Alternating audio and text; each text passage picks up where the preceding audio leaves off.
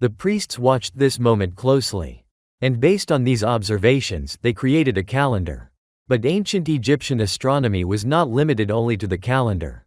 In Egyptian temples, one can find depictions of star charts, constellations, celestial boats, gods traveling through the night sky. For the Egyptians, the sky was the road of the gods.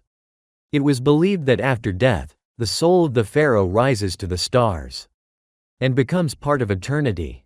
Some texts say that the soul of the pharaoh travels to the stars that never set below the horizon. These stars were called the undying ones. Today, we know them as circumpolar stars. Stars that revolve around the pole and never disappear from view. For ancient people, they could symbolize immortality, because they always remained in the sky.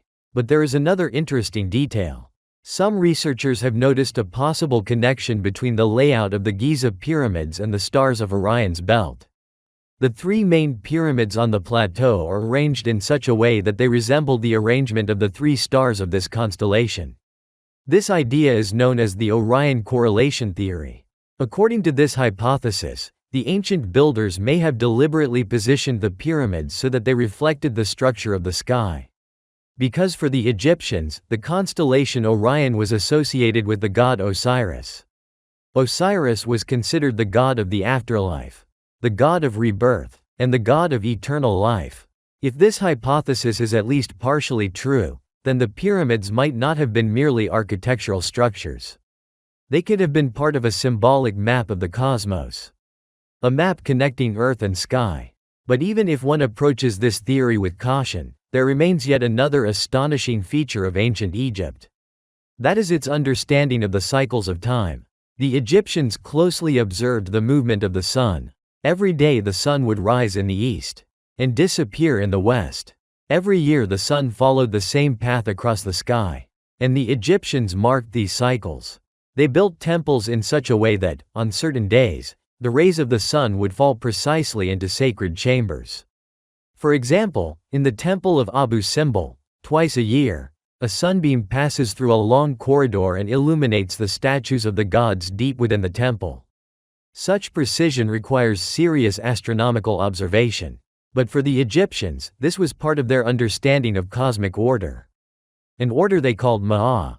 Ma'ah meant balance, harmony, truth. It was believed that the universe existed thanks to this order. And the task of a human being was to live in accordance with this order. But if the ancient Egyptians really paid so much attention to the cosmos, another question arises. Why? Why was it so important for them to observe the stars? Was it simply practical knowledge? Or did the sky hold a deeper meaning for them? Some texts say that the gods came from the heavens, that they descended to earth, and taught people the foundations of civilization. Of course, such stories can be taken as myths. But sometimes an interesting thought occurs. What if ancient people perceived the sky not only as a source of light, but as a source of wisdom, a source of knowledge? That is why the priests observed the stars, studied their movement, recorded their cycles, because for them, the cosmos was not just a space. It was part of a great order, an order that connects everything: the earth, people, the gods. And perhaps that is why the architecture of Egypt is so closely linked to the sky. The pyramids, the temples, the Sphinx, all of them are oriented with astonishing precision, as if the ancient builders wanted to connect the earth and the cosmos, to create a bridge between two worlds, the world of humans and the world of stars. And if this is indeed so, then ancient Egypt may not be simply a civilization of the past. It may be part of a much older tradition of observing the universe. A tradition in which a human being sought to understand their place in the vast cosmos. But if the ancient Egyptians truly possessed such a deep understanding of celestial cycles, yet another enigmatic question arises. Where did this knowledge begin? Was it the result of millennia of observation, the work of priests, generations of astronomers of the ancient world? Or do ancient texts hint at the possibility that this knowledge could have come from a more mysterious source? A source the Egyptians called the world of the gods.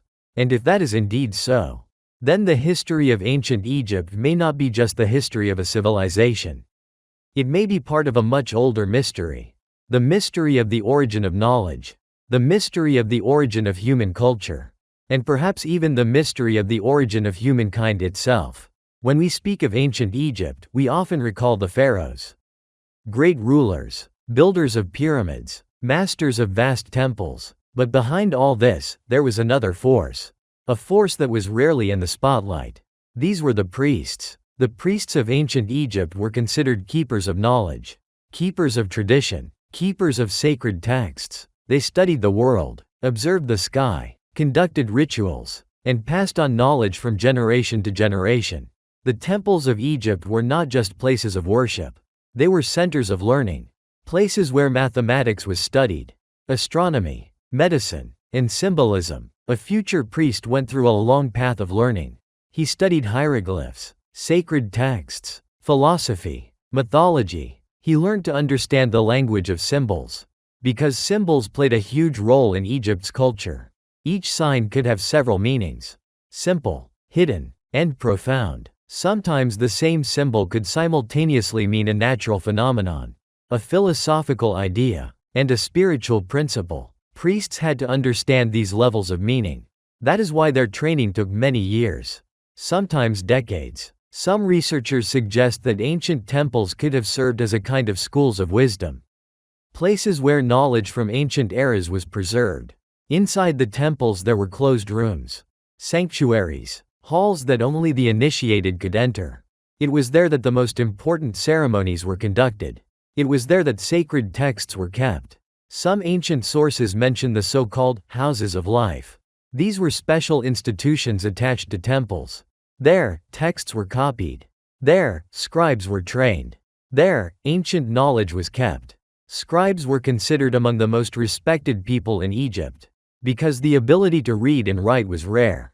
It was the scribes who preserved texts, laws, stories. But among all knowledge, a special place was held by texts about the gods, about the cosmos, about life after death. The Egyptians believed that knowledge had power, that the right words could influence reality, that symbols could reveal hidden layers of the world.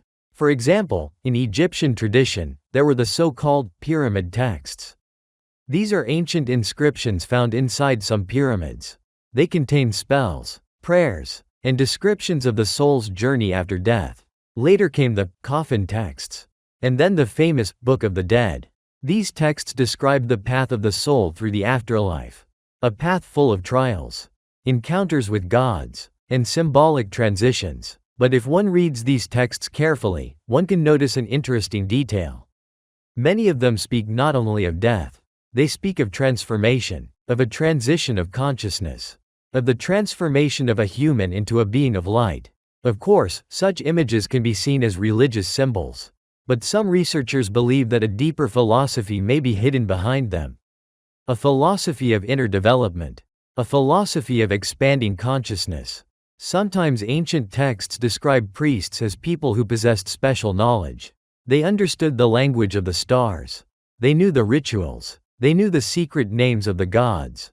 It was believed that knowledge of a name grants power, because a name reflects essence.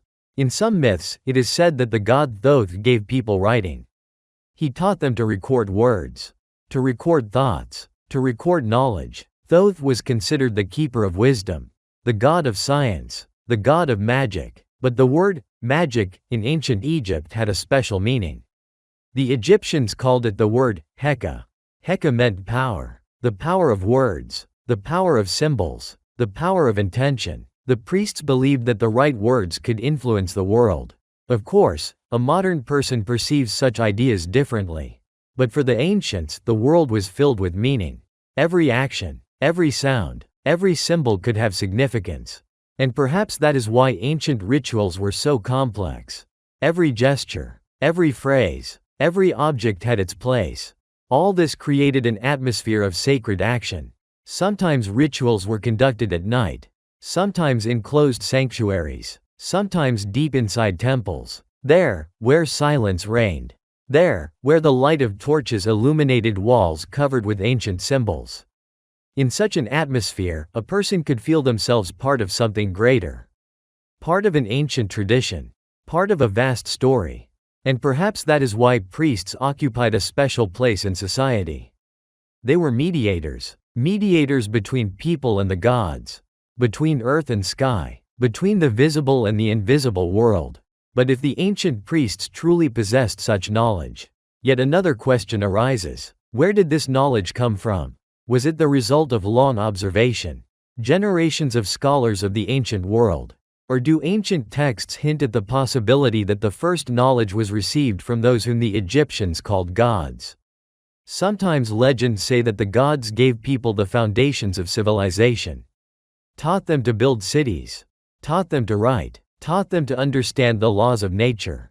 Of course, today such stories are seen as mythology.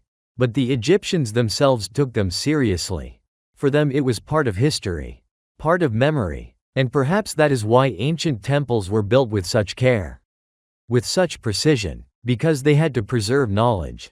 Preserve symbols. Preserve traditions. Even when eras change. Even when new rulers came. And perhaps it is thanks to these temples.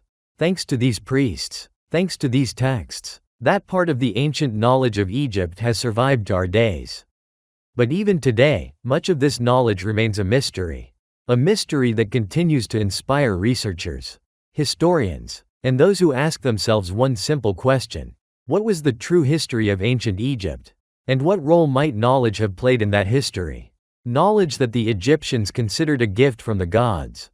When we think of ancient Egypt, most often in our imagination appear the pyramids.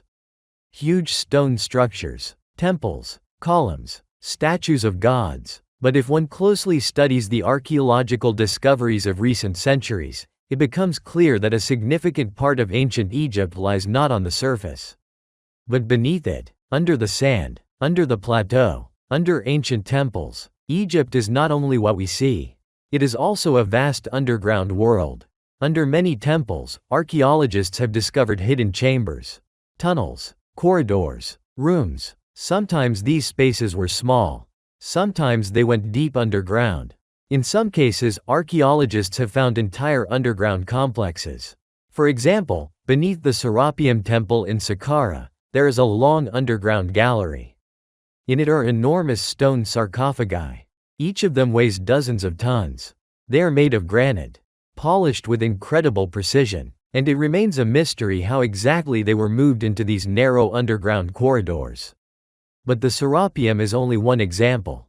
There are many underground structures in Egypt. Some of them were known even in antiquity. Some have been discovered only recently. Sometimes archaeologists find underground chambers directly beneath ancient temples. Sometimes beneath pyramids. Sometimes beneath the desert. And each time, such discoveries raise new questions. Why did the ancient Egyptians build underground spaces? What could they have been used for? Some of them were tombs. Some, storehouses. But there are also those whose purpose remains unclear to this day. In ancient texts, hidden rooms are sometimes mentioned. Secret repositories of knowledge. Halls of records. Of course, many of these stories remain legends. But the very idea that ancient civilizations could have created underground spaces to store knowledge occurs in different cultures. Underground rooms possess a special atmosphere. Silence. Darkness, isolation from the outside world. Such conditions can create a special state of perception. That is why, in many cultures, underground spaces were used for rituals, for initiations, for meditation. Sometimes archaeologists find narrow passages within pyramids. Some of them are so narrow that a person can only crawl through. They lead to small chambers. And sometimes it seems that these chambers were created not to store objects, but for certain actions, for rituals, for special ceremonies. Perhaps ancient priests used such spaces for spiritual practices, for transitions, for initiations. Of course, we cannot state this with certainty. But the very architecture of some rooms raises questions. For example, some chambers inside pyramids have unusual acoustics. Sound inside them propagates in a special way. Sometimes a single quiet sound can reflect off the walls and create resonance. This makes some researchers wonder. Could the ancient builders have deliberately taken acoustics into account? Could rituals have included sound, chanting, mantras? If one imagines an ancient priest inside such a chamber, in complete darkness, where sound echoes off stone walls, where breathing becomes deeper, Where attention is focused, such a space can create a special state. A state that is different from ordinary perception.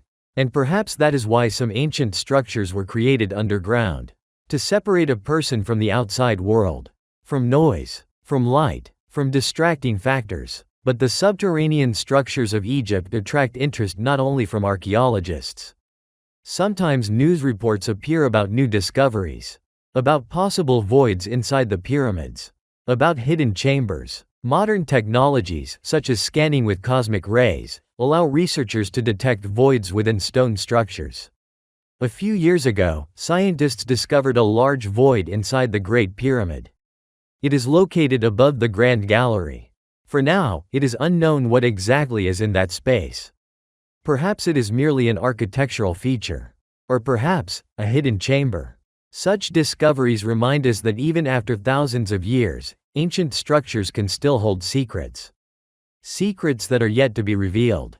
Sometimes researchers also discuss the possibility of deeper underground structures beneath the Giza Plateau. Some suggest that there may be ancient tunnels beneath the pyramids, or even entire subterranean complexes. Of course, such ideas are not yet fully confirmed. But the very possibility that unknown structures might be hidden under Egypt's sands continues to inspire researchers. Because Egypt is a country where every layer of sand may conceal traces of the past. And sometimes, this past turns out to be much more complex than we expected. But if the underground structures truly played an important role in the culture of Egypt, another question arises. What exactly could these spaces have contained? Were they merely part of burial complexes? Or could some of them have been used for the storage of knowledge? For the storage of texts? For the storage of symbols? Sometimes, in ancient legends, the so-called halls of records are mentioned. Places where, supposedly, the knowledge of ancient eras was kept. Of course, such stories remain a part of mythology. But the very idea that ancient civilizations could create repositories of knowledge does not seem impossible. After all, even today, libraries are built to preserve information for centuries. And perhaps the ancient Egyptians strove for the same. To preserve knowledge, to preserve symbols, to preserve history, even when eras change, even when civilizations disappear. And if even a portion of this knowledge is indeed hidden somewhere beneath the sands of Egypt, then the ancient pyramids and temples may prove to be only the tip of a much deeper history. A history that is not yet fully revealed. A history that could change our understanding of the ancient world. And perhaps it is for this reason that ancient Egypt continues to attract the attention of people from all over the world. Because its mysteries remain unsolved. And each new discovery may become a step towards understanding what this ancient civilization was truly like. And what knowledge might have been concealed in its temples, in its symbols, and in its underground spaces. When people look at the pyramids of Egypt, there is almost always a sense of wonder. Not only because of their size, and not only because of their age, but because of the feeling that before us stands something much more complex than mere stone structures. The pyramids appear as if they were created with an understanding of certain principles. Principles of geometry, of weight balance, of precision. But sometimes researchers ask another question. What if the ancient builders possessed technologies that we do not yet fully understand? Of course, archaeology offers many explanations. Large teams of workers, ramp systems, wooden constructions, copper tools. All these versions can explain much. But certain details of ancient structures continue to provoke discussion. For example, the precision of stonework. In some places, granite blocks are worked so smoothly that it creates the impression of the use of very precise tools. Some stone surfaces appear almost polished. Other blocks are fitted together so closely that there is virtually no gap between them. For the ancient world, this looks impressive. Of course, it is possible that such results were achieved due to a massive amount of labor. Many years of work, and the high skill of the craftsman. But sometimes another thought arises. What if the ancient craftsmen used methods that were later forgotten? Methods of stoneworking, methods of construction, methods of moving enormous blocks. History knows many examples when technologies disappeared along with civilizations. When knowledge was passed on orally. When traditions were interrupted. And when, centuries later, people no longer knew exactly how ancient structures were made. But if we look at ancient Egypt more broadly, we can notice another interesting feature. The Egyptians paid enormous attention to form, to proportions, to symmetry. Many structures are built as if their creators sought to achieve a perfect balance. As if architecture was meant to reflect the harmony of the universe. Sometimes researchers connect this with the idea of sacred geometry. The idea that certain forms can reflect natural laws. The triangle, the square, the circle, these forms are found in many ancient cultures, and are often used in architecture. The pyramid is one of the simplest and at the same time most stable forms. It distributes weight evenly, it is resistant to time, and perhaps this is why the ancient builders used it. But some researchers go further. They suggest that the pyramids may have had other functions as well. For example, sometimes the hypothesis is discussed that the pyramids could be connected to certain energetic properties. Such ideas remain controversial, but the very thought that ancient architects might have taken natural forces into account does not seem unbelievable. After all, even today, architecture considers wind, light, temperature, acoustics, so it is possible that ancient builders also paid attention to the properties of space. For example, to the movement of air, to the propagation of sound, to the direction of sunlight. Some chambers inside the pyramids possess unusual acoustics. Sound in them reflects in a particular way. Sometimes even a quiet voice can create resonance. This leads some researchers to suppose that sound could have played a role in rituals. In ceremonies, in spiritual practices, sound is capable of influencing a person's state. Music, chanting, rhythms. In many cultures they are used for meditation, for rituals, for altering states of consciousness. And perhaps the ancient priests knew about this. But there is another hypothesis that appears in some studies. The hypothesis that the pyramids could have been part of a more complex system of knowledge. A system that united architecture, astronomy, philosophy, and spiritual practices. In this system, every element could play its own role. The pyramid could symbolize the connection between earth and sky. Temples could serve as centers of rituals. The Sphinx could be the guardian of sacred space. Of course, many of these ideas remain conjectures, but they help us look at ancient Egypt more broadly, not only as a civilization of builders, but also as a civilization of thinkers, a civilization of observers, a civilization of people who tried to understand the structure of the world. And if the ancient Egyptians truly sought to understand the laws of nature, then their architecture may have been not just practical. It may have been philosophical, symbolic, sometimes even cosmic. But if we imagine that ancient Egypt truly possessed a complex system of knowledge, another question arises. Where did this system begin? Was it the result of long observations? Thousands of years of